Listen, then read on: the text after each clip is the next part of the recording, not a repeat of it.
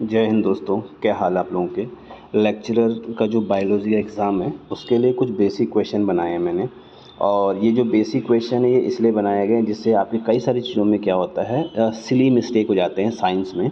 तो साइंस में वो सिली मिस्टेक ना हो उसके लिए कुछ क्वेश्चन लेके आया हूँ मैं। तो इन क्वेश्चन को आपको क्या है साथ साथ करने की कोशिश करना है। ये मैंने हैंड रिटन नोट्स हैं, तो इसलिए आपको थोड़ा सा क्या पॉज करके देखना पड़ेगा जिससे क्या चीज़ें क्लियर रहेंगी आपकी। ठीक है, तो इसमें जो पहला क्वेश्चन है, which of the following feature of A DNA makes it, इसमें से ये ले लेता हूँ मैं से। ठीक है, makes it uniquely suited to the transmit genetic information from generation to generation. मतलब वो कह रहा है कि निम्न में से ऐसी कौन सी चीज़ है जो डीएनए को ये बनाता है कि वो एक जनरेशन से दूसरे जनरेशन में उस इन्फॉर्मेशन को क्या करता है, ट्रांसफॉर्म कर लेता है। वो ऐसा कौन सा मॉडल होता है। ठीक है, which of the following feature बताना कौन सा फीचर है। तो उसका आंसर है, ठीक है जल्दी, पहले ए ऑप्शन है complementary of the two standard, दूसरा ऑप्शन है डबल हेलिक्स मॉडल, और तीसरा सी ऑप्शन है नंबर ऑफ पर टर्न। ठीक है ना, पर टर्न टर्न के हिसाब से। थर्ड फोर्थ ऑप्शन है शुगर फॉस्फेट बैकबोन। तो ये इसमें ऑप्शन है, तो इसका जो सही आंसर है वो ए है। ठीक है ना, complementarity of the two standard model. ठीक है, जिससे क्या है डीएनए एक जनरेशन दूसरे जनरेशन में जाता है। अगला क्वेश्चन है sexual reproduction cause genetic variation because of. ठीक है, जो सेक्सुअल रिप्रोडक्शन होता है जेनेटिक वेरिएशन उसमें पाया जाता है, किस कारण पाया जाता है। तो जो पहला ऑप्शन है वो है ब्लेंडिंग ऑफ गेम, मतलब ब्लेंडिंग ऑफ जीन। ठीक है, सॉरी, ब्लेंडिंग ऑफ जीन। दूसरा है क्रोमोसोमल चेंजेस। तीसरा ऑप्शन है सफलिंग ऑफ जीन्स। और जो डी ऑप्शन है इसमें क्या ऑल ऑफ दी अबव है। ठीक है, ये थोड़ा सा कट गया है यहाँ पर, D option all of the above है। तो इसका जो आंसर होगा वो डी होगा। ठीक है, डी में मतलब तीनों आएंगे इसमें, ब्लेंडिंग ऑफ जीन भी करता है, क्रोमोसोमल चेंजेस भी लेके आता है, और shuffling SHUFFLI shuffling of genes, ये तीनों काम करता है। ठीक है, तो इसका आंसर ये हो जाएगा। आगे बढ़ते हैं थर्ड क्वेश्चन पे। थर्ड क्वेश्चन है रिकॉम्बिनेशन डीएनए टेक्नोलॉजी, इसको जेनेटिक इंजीनियरिंग कहते हैं। ठीक है, थोड़ा सा कोशिश की है कि आपको क्या है एडिशनल इन्फॉर्मेशन मिल जाए। रिकॉम्बिनेशन ऑफ डीएनए टेक्नोलॉजी, जिसको जेनेटिक इंजीनियरिंग कहते हैं, allows gene to be transformed, gene to be transform, यानी जीन को किस में ट्रांसफॉर्म करने की बात करता है। तो पहला ऑप्शन है across different species of plant, यानी पूरे जितने प्लांट होते हैं उन पूरे उनमें फैलने की बात करता है या उसमें ट्रांसफॉर्म करने की बात करता है। दूसरा फ्रॉम एनिमल से फैलने की बात करता है। From micro organism to higher organism, micro organism से हायर ऑर्गेनिज्म के में ट्रांसफ़र होने की बात करता है। तो ये तीन मैंने आपको 1 2 3 लिखे, 1 2 3। ठीक है, अब इसमें ऑप्शन है ए ओनली 1, बी ऑप्शन है 2 एंड 3, सी ऑप्शन है 1 एंड 2, और डी ऑप्शन है ऑल दी अबव। ठीक है, या ऑल ऑफ दी, जो 1 2 3 तीनों हैं रिकॉम्बिनेशन डीएनए टेक्नोलॉजी के बारे में। तो इसका जो आंसर आएगा ऑल ऑफ दी जाएगा। ठीक है, इसमें कुछ क्वेश्चन ऐसे रखेंगे जिससे कि आपको समस्या ना हो चीज़ों को समझने में। तो आप क्या है जो मैं यहाँ से प्रोनाउंस कर रहा हूँ आप उसको क्या है लिख भी सकते हो, पॉज करके ही चलेगा काम। ठीक है ना, ऐसा तो नहीं चल पाएगा। आगे बढ़ते हैं, जो अगला क्वेश्चन है इसमें फोर्थ क्वेश्चन है। फोर्थ क्वेश्चन इसको देखते हैं, which pair is correctly match, कौन सा पेयर इसमें करेक्टली मैच है। डीएनए मॉलिक्यूलर सीजर्स, ठीक है ना, फिर ये के लाइगेसेस जो होते हैं, ठीक है, वो मॉलिक्यूलर सीजर्स होते हैं, फिर लाइगेसेस मॉलिक्यूलर स्टिक जैसे होते हैं, और रेस्ट्रिक्शन एंडोन्यूक्लियस, तो ये क्या है मॉलिक्यूलर स्टिक चेसर्स होते हैं। इनमें से आपको क्या था विच इज़ करेक्टली मैच, कौन सा इसमें सबसे करेक्टली मैच हो रखा है। तो आंसर आएगा सी मॉलिक्यूलर स्टिचेस। ठीक है ना, इसमें देखो मैंने दो चीज़ें रखी है, एक तो सीजर्स वाला रखा है इसमें और एक स्टिचर्स वाला रखा है। ठीक है, तो आपको क्या है इनके बारे में थोड़ा पढ़ना पड़ेगा, क्योंकि यहाँ पर तो मैं क्वेश्चन आंसर बता रहा हूँ तो हर क्वेश्चन में डिटेल में जा सकता है, बहुत सारे लोग उसमें बोर हो जाते हैं फिर, इसलिए उसमें नहीं जा सकते।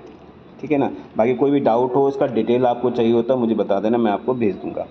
The first mammal clone from an adult somatic cell into the is not correct. वो कह रहा था first mammal clone from an adult somatic cell is not correct. कौन सा इसमें करेक्ट नहीं है? आंसर आएगा Dolly was born in year 1998, Dolly died in the year 2003।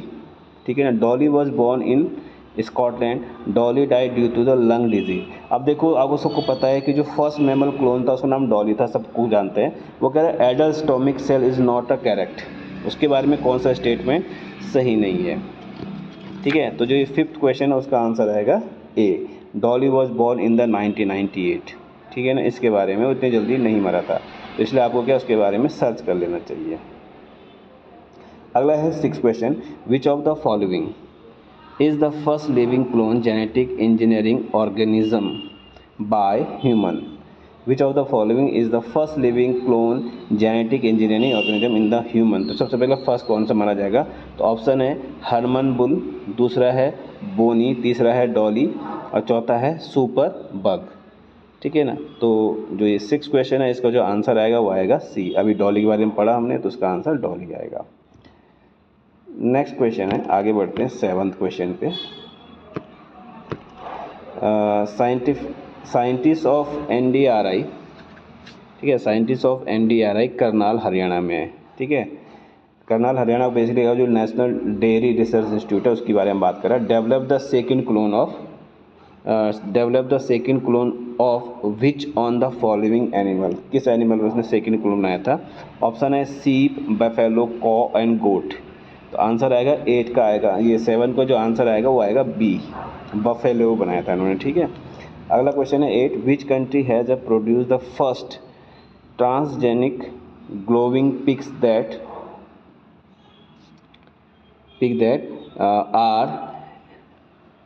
Are all green? ठीक है, ऑल आर ग्रीन ये लिखा है इसमें में भी दिखे ना आपको थोड़ा सा, ऑल आर ग्रीन। ठीक है, इस तरह छोटा कर देता हूँ मैं इसको, आपको क्लियर हो जाएगा। All green. ठीक है, विच country has produce the first transgenic glowing pigs?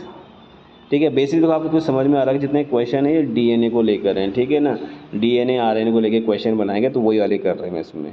तो 8 क्वेश्चन का जो आंसर आएगा हमारा वो आएगा हमारा सी। ठीक है, सी के बारे में आएगा, तो ताइवान ने ये काम किया है।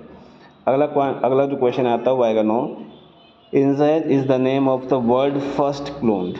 ठीक है ना। क्वेश्चन है 9, इंजेज INJAZ, ठीक है, GNZ is the name of the world first clone. Answer है 9 का आंसर आएगा ए, तो आएगा कैमल का नाम है इंजेज। ठीक है ना। मैं आपको ये बता रहा था इसमें बायोलॉजी में जो मैं आपको ये क्वेश्चन आंसर बना रहा हूँ, बेसिकली ये वो क्वेश्चन है जो आते हैं हमारे पास 150 में से जो आगे क्वेश्चन आएंगे उसमें से क्या होगा, कुछ ऐसे क्वेश्चन होंगे जो थोड़ा सा सिली मिस्टेक हो जाता है। सिंपल क्वेश्चन है, इसलिए क्या है इनको आपको ध्यान देना थोड़ा सा, उसी लिए बनाए जा रहे हैं। 10th क्वेश्चन पे आते हैं हम लोग।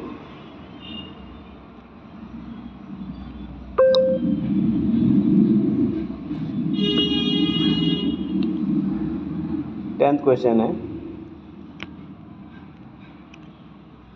थोड़ा सा बड़ा कर लेते हैं।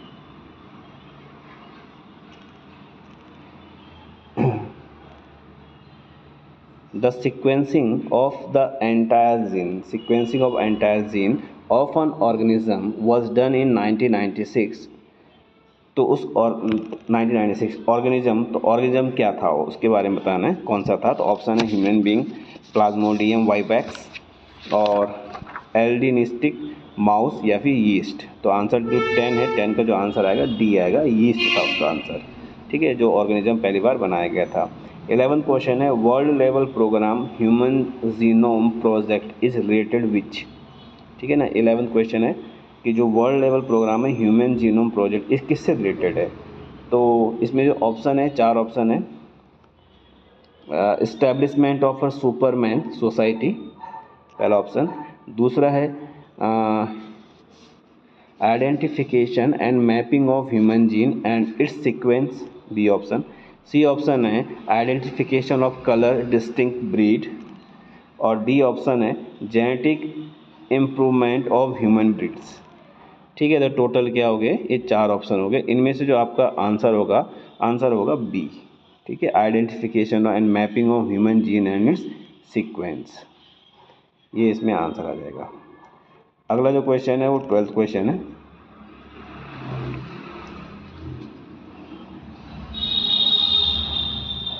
ट्वेल्थ क्वेश्चन है, the cell which have the capacity to divide and differentiate into the any type of cell in the body are the focus of research of several serious disease are. उसको क्या कहते हैं, ठीक है ना। The cell which have the capacity to divide into differentiate into the any type of cell in the body are the focus of research of a several serious disease are। उससे कौन सी serious disease हो सकती है जब इस तरह के differences हो जाते हैं सेल के अंदर। तो आंसर आएगा इसमें रेड सेल है, ब्लू सेल है, स्टेम सेल है और मेसेंजियल सेल है। आंसर आएगा स्टेम सेल, ठीक है। आपको पता है आजकल स्कूलों में भी क्या स्टेम सेल को लेके क्या स्टेम लैब के बारे में बात चल रही है, तो वो भी क्या है न्यूज़ में रहता है। तो आपको क्या है आंसर करना है इसमें, ठीक है ना। अब इसमें थोड़ा सा क्या करना चाहिए आपको मेरे हिसाब से, जो जैसे रेड सेल है, बड सेल है, स्टेम सेल है, ठीक है ना, और ये क्या है इसमें मेसेंजियल सेल होती है, इनके बारे में आपको इंडिविजुअली पढ़ लेना चाहिए, जिससे आपका क्या है पेपर सही होगा। 13 क्वेश्चन है, 13वां क्वेश्चन, ठीक है ना। 13वां क्वेश्चन है, which of the following is the biotically non controversial source of stem cell as an alternative to the highly controversial embryonic stem cell, ठीक है ना। Which one of the following is the biotically non controversial source of stem cell as an alternative to the highly controversial embryonic stem cell, ठीक है। तो इसमें से कौन सा क्या है बायोएथिकल नॉन कंट्रोवर्शियल सोर्स है ऑफ स्टेम। तो आंसर आएगा इसमें जो 13 है उसका आंसर आएगा इसमें जो ए ऑप्शन है, blood of foetus, blood of babies, ठीक है ना, एमनियोटिक फ्लूइड, डिजर्व स्टेम सेल और bone marrow derived stem cell. तो आंसर आएगा D, bone marrow derived stem cell, ये इसका आंसर होगा। 14 क्वेश्चन है, ठीक है। मैं यहीं तक कराऊंगा इसमें 14 क्वेश्चन तक। उसके बाद जो आपके अगर आंसर आएंगे कमेंट में कि और क्वेश्चन चाहिए तो फिर उसके बाद मैं क्या इसको आगे बढ़ाऊंगा। 14 क्वेश्चन है, what is the application of somatic cell, what is the application of somatic cell nuclear transfer technology, ठीक है ना। What is the application of somatic cell nuclear transfer technology, ठीक है ना। तो इसका जो आंसर होगा इसमें जो ऑप्शन है वो है reproductive cloning of animal, production of boiler या बायोलोरोविसाइड्स, ठीक है, मैन्युफैक्चर ऑफ बायोडिग्रेडेबल प्लास्टिक, ठीक है ना, आपको दिख रहा होगा मैन्युफैक्चर ऑफ बायोडिग्रेडेबल प्लास्टिक। और डी ऑप्शन है प्रोडक्शन ऑफ ऑर्गेनिक या ऑर्गेनिज्म फ्री ऑफ डिजीज़, ठीक है। ये 4 ऑप्शन है, तो इसमें मैं ये ऑप्शन से हटा दूंगा रेड, जिससे आपको समझ में आया। तो 14 क्वेश्चन का जो आंसर आएगा वो आएगा हमारा A, reproduction cloning of animal. What is the application of somatic, तो सोमेटिक सेल का जो एप्लीकेशन वो कहता है reproductive cloning of animals. 15 question है, hybridoma technology is new biotechnologic approach for commercial production of, किस चीज़ का होता है, ठीक है ना। जो hybridoma technology is a new biotechnology approach for commercial production of, किस कॉमर्शियल प्रोडक्शन के लिए होता है। तो जो 15 में ऑप्शन है वो है अल्कोहल, मोनोक्लोनल एंटीबॉडीज़, इंटरफेरोन और एंटीबायोटिक, ठीक है। तो 15 का जो आंसर होगा बी होगा, monoclonal antibodies, clear, monoclonal antibodies का आंसर होगा 15 का। 16 का है the plant field gene bank eight